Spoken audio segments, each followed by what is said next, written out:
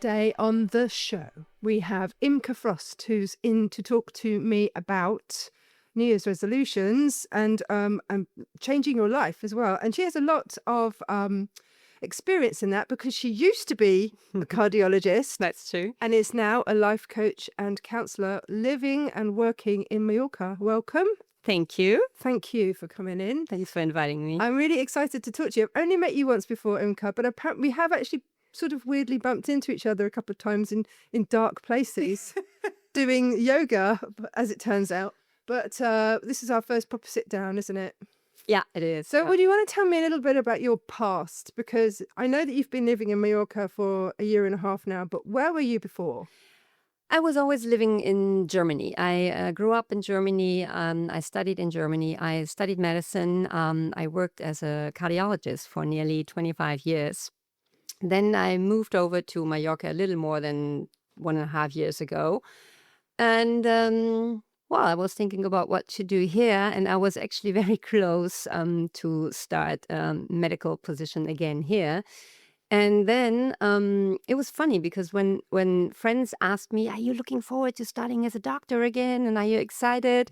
I was like, no, well, if I listen to my inner voice and answer this question honestly, the answer is no, I'm not really excited. And I realized, okay, being true to myself, this is not my passion anymore. Oh. It felt like my secure path, and that was my familiar path. And I started asking myself, is this really what I want? Is this still me? Is this still my identity? I found out that it's not. Had you burned out as a cardiologist? Because I think that I assume it's quite a stressful job. It is stressful. It is a job with a lot of responsibility. And I wouldn't say I disliked my job. I always did. But it was not my passion anymore. It is more like you feel.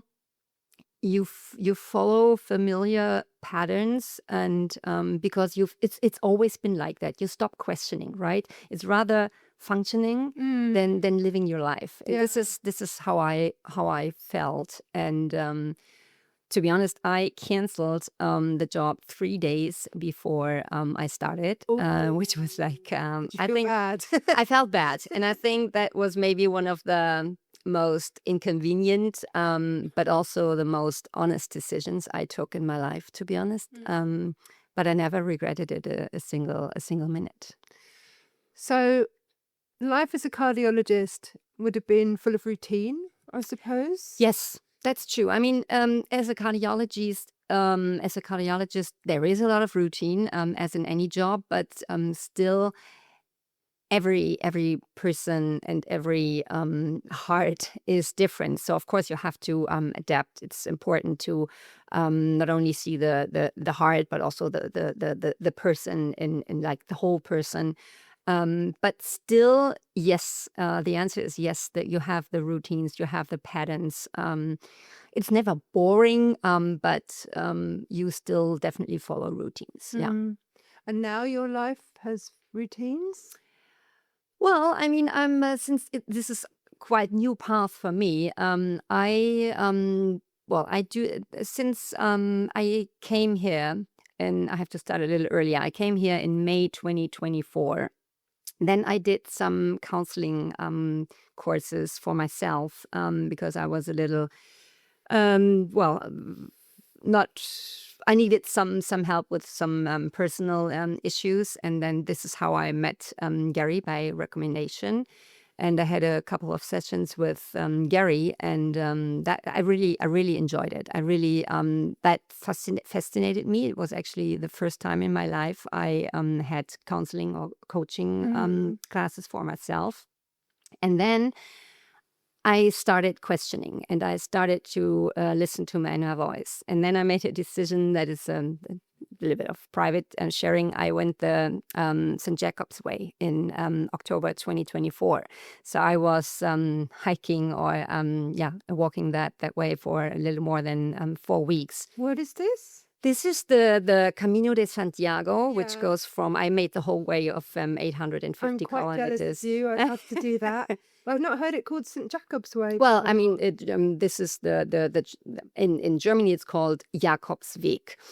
The official name is Camino de Santiago, Yeah. and I did the whole way, which is the Camino Frances, which starts in France and goes 850 kilometers until yeah. That's a long schlep, huh? I know. It was Did you do it on your own? yes, I did it on my own, and this is actually exactly what I wanted. I wanted to be with myself, make decisions, listen to my inner voice. What do I want in life? And I started questioning things in life, and that was maybe one um, external turning point, I want to call it, because then I realized that I wanted to change things, and so right after that, I agreed to do a 1 year counseling trainee session, which I did the whole year 2025. And within this year, I realized that even more, I like the coaching, because coaching is a little more goal orientated, I want to call it, a little more, I wouldn't say positive, but it's definitely more goal orientated. Counseling is rather about healing wounds, talking Yeah. about trauma, looking to the past, and coaching is more looking to the future, from the here and now, looking to the future, and what are your goals and things like that. So yeah, and then I additionally to the counseling career that I started that lasted 1 year, I took this course called Dare to Be You. And this is where I realized, okay, this is what I want. This is my passion. This is me. This is my purpose. And this is how I became a counselor. And this is what now, from now on, I wanna do with people, and I want to help them find their identity, their purpose. It's kind of still in the caring professions, isn't it? It is. Very much so. You're just not opening anybody's chest up any longer. Exactly. And still, I would say it's still about the heart. Yeah. I'm still healing or curing the heart. It's not, as you said, it's not the medical profession anymore, but it's still, I want to heal. I want to treat. I want that people feel good from their heart. It's a lot about the heart. So I didn't really change. I changed the labels, if you want it, but not the outcome. Exactly. Yeah. When you were a kid, Imke, did you want to be a heart doctor, or was there something else you wanted to be? That's funny. Well, when I was a small kid, I wanted to become a teacher because my mom was a teacher. But quite early, I decided to study medicine and become a doctor, and also quite early become a cardiologist. What I like about cardiology, or what I always liked, is it's not cardiosurgery, so you don't have to open the chest Right. and do like a heart I was operation. expecting that. I was imagining you in scrubs with rubber gloves on and everything. Yeah, I mean, I do wear these things, but the procedures we do, it's very aesthetic, I think, because you do everything from the groin. Oh yeah, so you're sending Exactly. I'm acting like I know what I'm talking about. Like you send the camera or the thing up through the veins, don't you? Yeah, exactly. And I was actually experienced in another part of cardiology, which is called electrophysiology, which is all about arrhythmias. Okay. And you can cure arrhythmias from procedures from the groin. Yes. Clever. Mm-hmm. So, I mean, do you miss doing that stuff at all? No, I don't. That's interesting. I'm still interested in reading. But after 25 years, and especially when I say, and when we talk about patterns and routines, when you are into electrophysiology, which is a sub part of cardiology, mainly the patients suffer from one kind of arrhythmia. So the patients you have to talk to and you're curing is about 80% they have the same arrhythmia. So this is when it gets a little bit boring, or at least you feel the routine. Yeah. But even so, when you made the decision to stop doing that, did you go through like a grieving process where, because I think like that's a big decision to stop doing something that big in your life? Yes, a clear clear. Yes, and I think this is also one of the main messages I wanna tell to the people. I think my main inconvenience was to tolerate discomfort, and the heaviest part is to leave your comfort zone and to leave your familiar path and do something unknown. And it was unknown for me. And everyone says to me, "Oh, you're brave," and it's such a courageous step. I mean, yes, it is courageous, but I think being courageous and being brave doesn't mean you're not afraid. Yes. I was afraid, but I think being courageous means to be afraid and still do it. And that was actually what I needed to accept. I needed to accept in comfort and being out of my familiar comfort zone. There was that book, Feel the Fear and Do It Anyway. Exactly. Yeah. Yes. I don't know who wrote it, but I know the title. Yeah, yeah. And this is the main thing. This is what is the most inconvenient thing to do. And of course, there are also days when you start questioning, okay, is this correct? Because also not everyone, like looking at my friends, for example, not everyone was saying, yeah, you're on the right path, do it. Because what you also learn is setting boundaries. I really had to set boundaries, and my friends were like, "Ooh, where's the old Imke?" They're like, What do you mean no? You never said no, you know?" Okay. So you really changed. Yeah. It's not that I became a different person. But I think I didn't. Leaving the comfort zone doesn't mean you become a different person. It's rather becoming yourself, and being true to yourself. But yeah, this that was. I mean, it wasn't always easy, but I think fear doesn't only mean that you're on the wrong path. It just means that you're about to change something really important in your life, and it's okay to be afraid to do it. But still, if you have the will to really want it and you listen to your inner voice, then you'll find inner peace, I want to call it, inner peace and self-respect, and your own security, I want to call it. I have a story to tell you about this, because we're surrounded by people who felt the fear and done it anyway, because in the international community in Mallorca, anybody who lives here who has come from another country, I'm thinking has probably been through that, oh my God, what am I doing stage. 100%. And I remember when Ollie and I were planning to move here, he was working in a very big city bank, great job, great money. And one of the people that he was working with, he told them we were moving to Mallorca, and this guy said to him, "Oh, I wish that would happen to me." And it was like, it's not happening to me.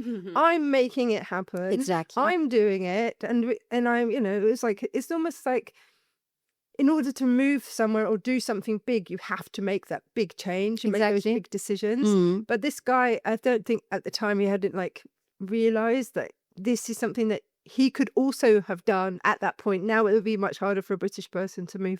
True, yeah. But I just remember that thinking, yeah, it's all about trusting your gut and trying. Exactly. It is so much about, as I said, leaving the familiar path, leaving your comfort zone, believing in yourself. And we're not always talking about turning your life upside down. I mean, like I'm doing a different profession now. You move to a different country. It doesn't have to be that big step. You can start with the small steps, just layer by layer and step by step. Start to listen to yourself. I mean, so many people out there are just functioning and not really living their life. They stopped dreaming. And I think it's so important to still have a passion for something and really want something. And then even though there are obstacles in your way, still do it, because you are convinced that this is what you want. I think you just really hit on a key phrase, they stop dreaming. Because I think at the moment, a lot of people feel very flat, unmotivated, worried, Yeah, concerned about the future. There's not a lot of good news around. So, I mean, exactly. it's like things are getting very expensive here. It's quite hard to make a living.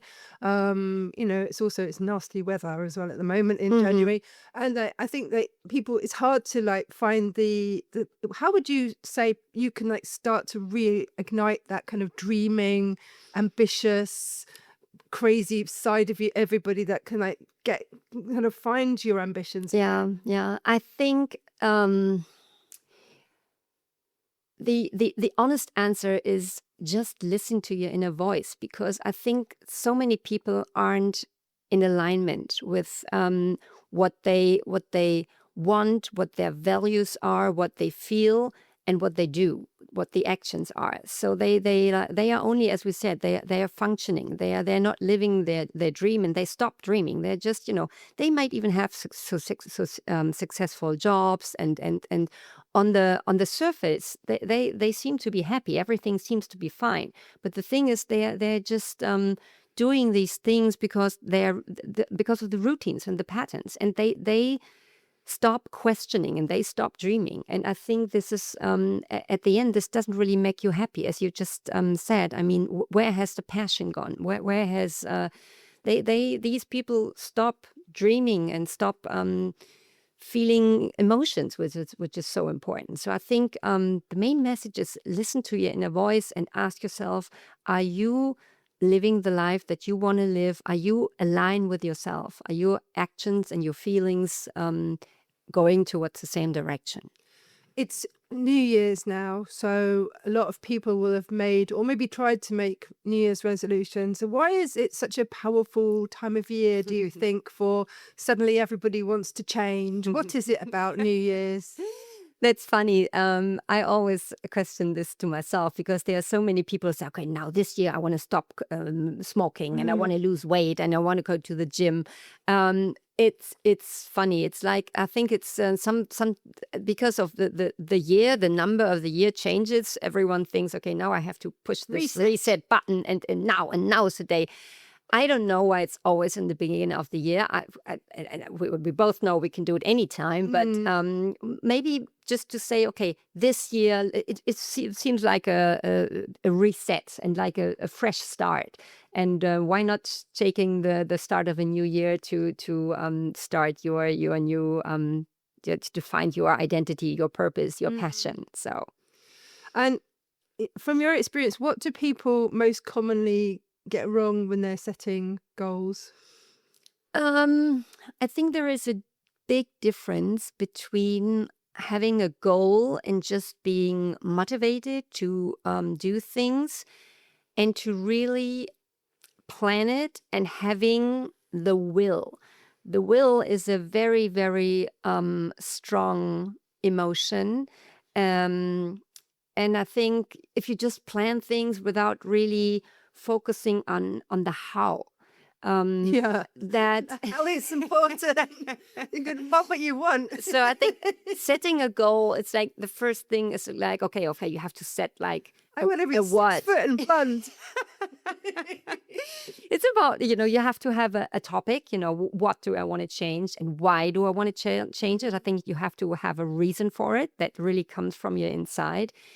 And then I think the next step is maybe to check the reality. Okay, where am I now, and what is missing? What is real action that I need to take? And be aware what is the reality and what is missing. What is the gap between my reality and the goal that I'm having? What are the options that I have? What are really the things that I need to change? And then you really have to have a strong will to really do things. Like saying, for example, you say, I want to lose weight. So you're motivated to lose weight, but you don't have the will. You're not as consequent as to going on a diet or going to the gym. So this is the strong will that you need. You have to be convinced to do it. Again, leave your comfort zone.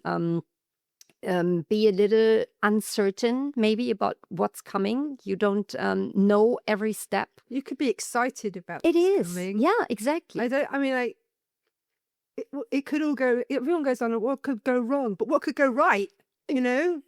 Exactly. You can always look at it in the optimistic frame of mind rather than the pessimistic. 100%. And I think the security that we are talking about is sometimes an illusion. Is this really security? I mean, so many jobs as well. And then we talk about recognition and titles and I don't know, the external labels, I wanna call it, which at the end you realize, I think I did, is not important. I think real security comes from inner clarity and being in alignment with yourself. And this is where you actually find your own security and, as I said, self-respect and alignment. How can somebody tell when they're setting their goal or making their resolution or deciding what they're going to do, that it's really from them and not something like there is like some kind of status symbol thing? Because like you just said, like the what you think you want and what you really want could be two different things, couldn't they? And I know you're going to say listen to your inner voice. Yeah. But tell me how to do that, because that's really hard, because my inner voice is telling me to go back to bed. Well, that is what my inner voice sometimes tells me as well. You know, it's not saying get up at 6 o'clock in the morning and go to the gym, Vicki, because it's fun. You know, I built I built myself into habits that I kind of do every morning. So I did build for myself routines around things that I knew I needed to do. But how would somebody like make those decisions? Like, this is something that I want to do. I know this what is you something that mean. I think I should want to do. This is hard to explain because I think this is a lot about gut feeling as well. Your inner voice will tell you, and your gut feeling has to be good. And I think we talk about again about alignment of your values, what you stand for, what your emotions are. If you listen to your gut feeling, then we talk about passion and emotions, right? So if that is aligned with your actions and your behaviors, I think you feel it. Now we're talking about, this is nothing I can tell you how to do. I think it's really about now we're talking about emotions, your feeling, and what you feel inside. It's nothing you can really recommend to do, and not to say this is right and this is wrong. You have to find your own way. So do you have like exercises that you do in the course that you lead where people can find what they really want? Do you have like self-discovery stuff? There are exercises, or I want to call it coaching tools, for example. Some work, some won't work. I think you have to pick them individually. You can't. It's not this one size fits all kind of thing. You have to get to know a person. You have to know a little about everyone's history, and then. And it's not for me suggesting something to you. It is about I help you to find out what you want, that you need to find out your identity and your purpose, and you need to listen to your inner voice. It's not that I can give you advices. It's about you. You need to find out. So when it all starts to fall apart in February... Then I did something wrong. No. How do you then, because it inevitably, I mean, I made a resolution, I already broke that resolution, so I remade the resolution, you know, like that sort of thing. I know that I want to do the thing that I'm doing for the next 6 weeks, 8 weeks, and that's not to drink. So I had a little Vicki moment. I was like, okay, Vic, you were supposed to stop drinking on the 1st. It's the 3rd. Put the wine down. I know that one quite well. Put the wine down. You can do it, you know. But that's for other people that might be, well, I didn't do it on the 1st, so I'll have to wait till next year. You know what I mean? Like, absolutely. So how do we kind of be kind to ourselves when we know that our resolutions might be hard to keep? Yeah. And we don't always live up to our expectations. Exactly. But I think this is also, don't put your expectations toward yourself too high, and, be gentle to yourself. And It is. I'm sure it is a question of how strong your will is, how convinced you are that this is the right thing to do. Because sometimes you set yourself a goals, or you do things because you think, well, this is healthier for me, but you don't really want it. You don't really feel it. Then you're still not aligned with Yeah, yourself. you don't really believe it. Exactly. You don't really want to do it. Exactly. You know, it's like, okay, I think people would say, well, you know, I know that it's better to stop drinking for a month, but it's not. As a You're not cardiologist, you think that you'd be on my side. Well, a this glass of one. red wine is quite good. But only one, babes. That's true. If you drink the bottle on your own, you know you're in trouble. Exactly. Depends on the size of the glass as well. But I mean, like for me, it would be things like don't have wine in the house. You know, practical stuff like that. You know, Yeah. that actually helps you if it's not in close reach. If you know that you're gonna get to dinner time and it's, you know, you're like, oh, I could just have a glass of I wine know, now. But I if know. you don't have any in the house, then Exactly. you've made it a bit easier for yourself. Yeah, but these are the things we would be working on, for example, in this course, to really see, okay, how do I do it? We would talk about the what and the why, and then we get to how do I get there? What do I need to change? What action is needed? Yeah. And then you go back at the end to the why and to the will, and then you actually do it. Then you need to go into action and finally do it. But you have to be convinced that this is real. When do you think it's healthy to let go of a goal rather than keep pushing through? I think when you realize that this is not true, yet it doesn't feel honest. I want to tell you, still have to want to be honest with yourself, right? You don't want to be fake. And again, I think it is okay to be afraid and to realize that it's not easy. And there are definitely moments when you realize, okay, this is harder than I thought it would be.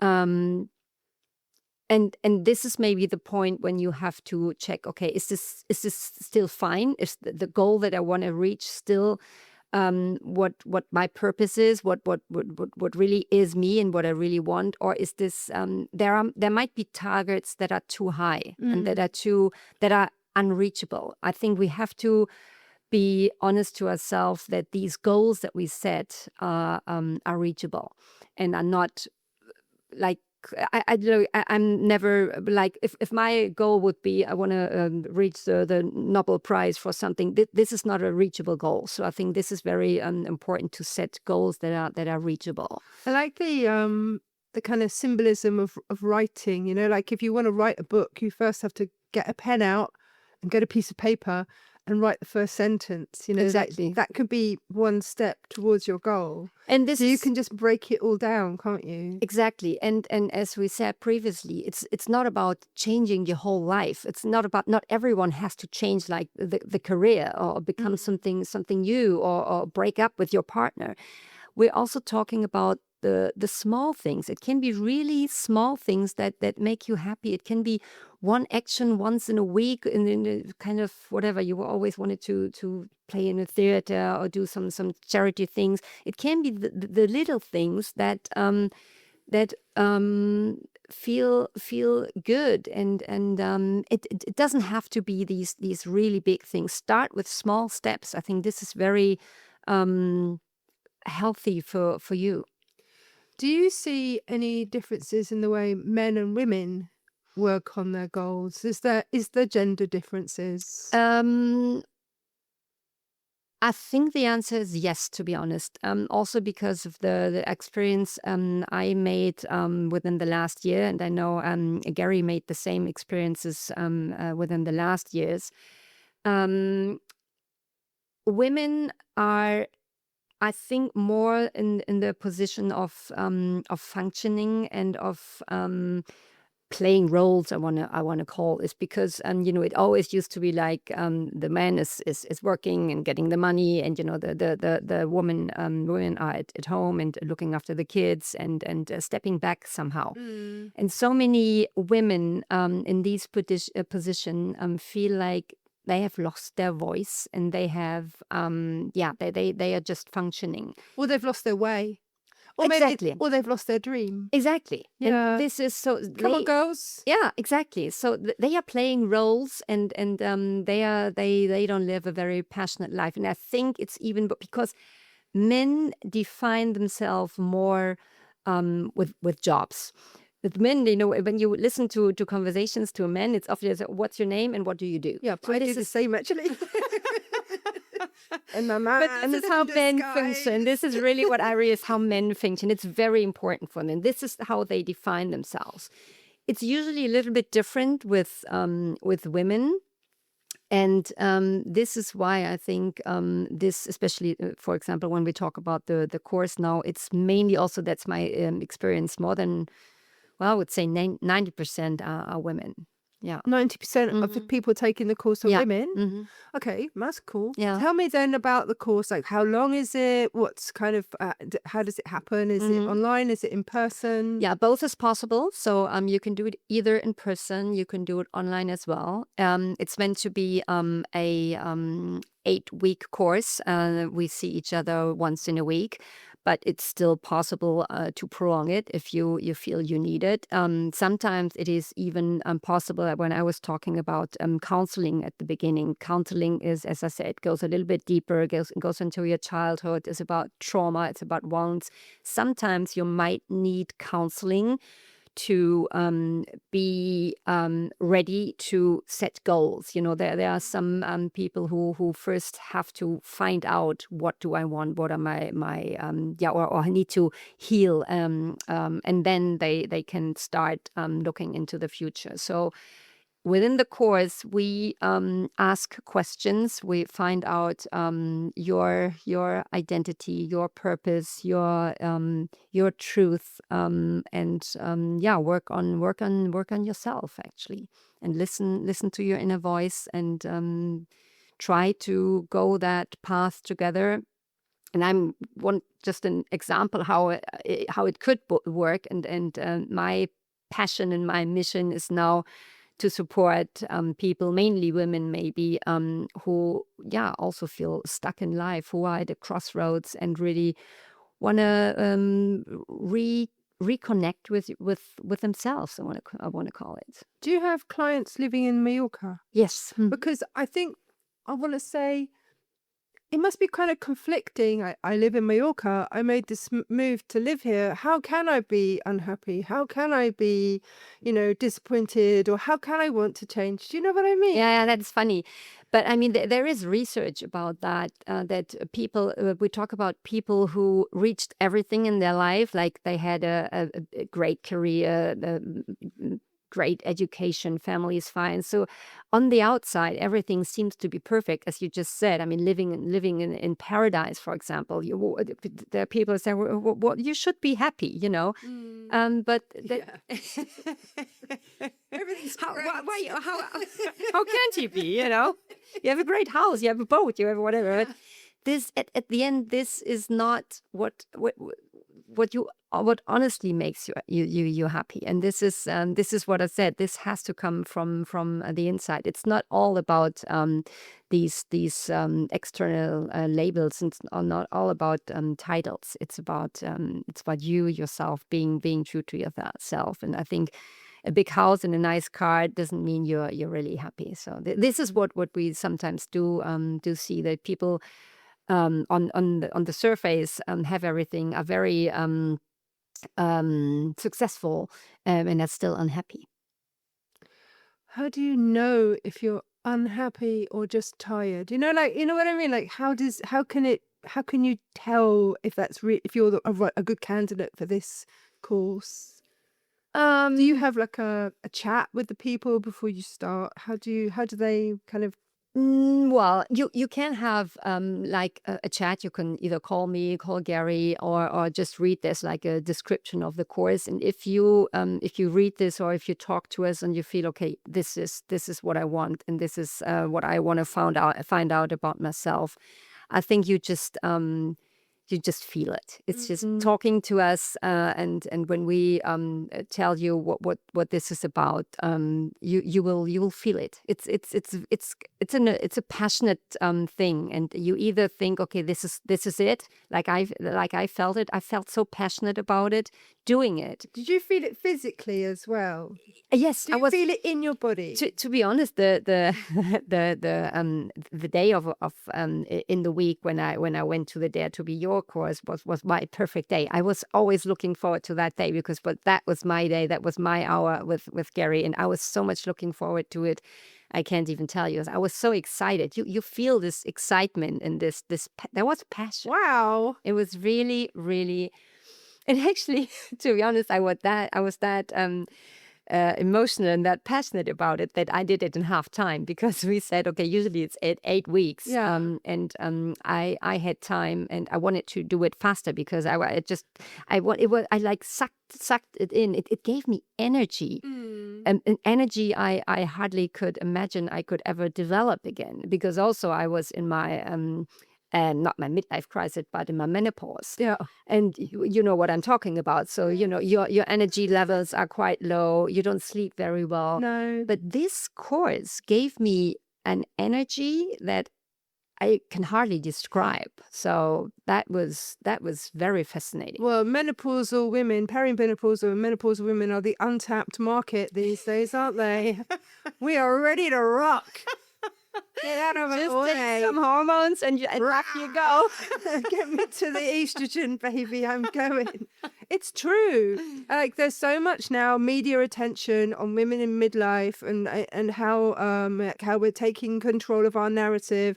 And I've got to say, like, I'm really happy about it, because I was always going to take control of my own narrative, because that's where I come from. That's who I am. But there were lots of women who kind of have risen since going through these changes, and they've become like more outspoken, more confident, more beautiful, like Yeah. more everything. Yeah. And I love how there's now this new focus on helping women to be strong, helping women to be fit, encouraging them to go to the gym, encouraging Exactly. them to do a new career, start a business, get a lover, whatever, Yeah. like it's, and I This think raises that's exciting. Yeah. Not the lover bit, sorry, Ollie. Depends. You know what I mean? But like, it's so like this isn't the end. This is the beginning. Exactly. And I think that for me is there's the kind of like the exciting message for menopause. 100%. It's the menopause, and also when you realize that, well, I'm 52 now, and I know that I have less time in have great front of skin. me. Thank you.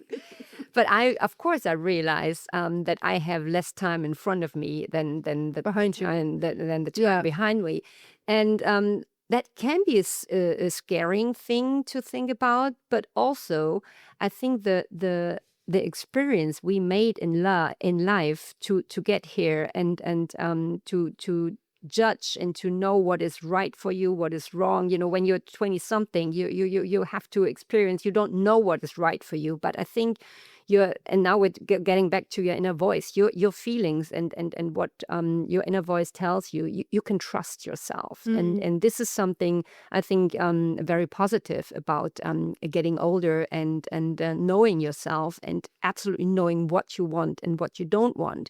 Setting boundaries, for example, is a very adult thing to do, I think. So there's definitely something positive about getting older, and knowing that, I mean, we all know that life's gonna end. So this is why I want to motivate everyone to make the best of it. Yeah. Not just accept it as it is.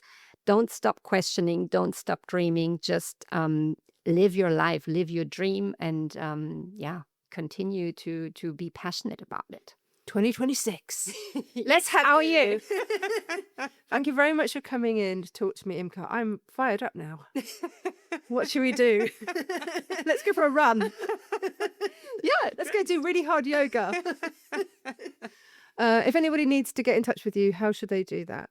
The most easiest way is either via the Gap Counselling homepage or via the Instagram. And Rachel is the personal assistant of Gary Napier, for example. So you can either email her, contact her, or contact us via the Gap Counselling. And the course starts when? Well, the next course starts in the beginning of February. There will be online courses and courses in person. And we're going to do it. The plan is to do it. I think the starting dates are the 3rd and the 5th of February. So it's going to be a Tuesday and a Wednesday, and it's going to be once a week. And it's always a little more than an hour 15 usually. And is it a group course or is it one-to-one? Both is possible. You can do an individual one and you can do a group one. The group one is a maximum group of 4. I think usually it's 3 plus me, but you can choose if you want to do it individually or in a group. Which a group is quite powerful, to be honest, because you share experiences with other people, other girls, other women usually. And you'll be surprised how powerful the group session is. Yeah, cool. To learn from each other, to hear different stories, and that's quite powerful. Power of community. Yes. Yes. Thanks very much. It's really great. And I think anyone who needs some assistance should be chatting to you. Get the goals in line and start to make them happen. Exactly. Because it's all very well writing them down. You actually have to do them. Yes, dare to be you. That's actually daring to be you is the first step, and then everything will follow. To keep up with new episodes, behind the scenes moments and stories from across the island, follow Mallorca on social media. We share interviews, local insights and highlights from the Mallorca community, plus updates on upcoming podcast guests and events. Join the conversation and stay connected with life in Mallorca with us.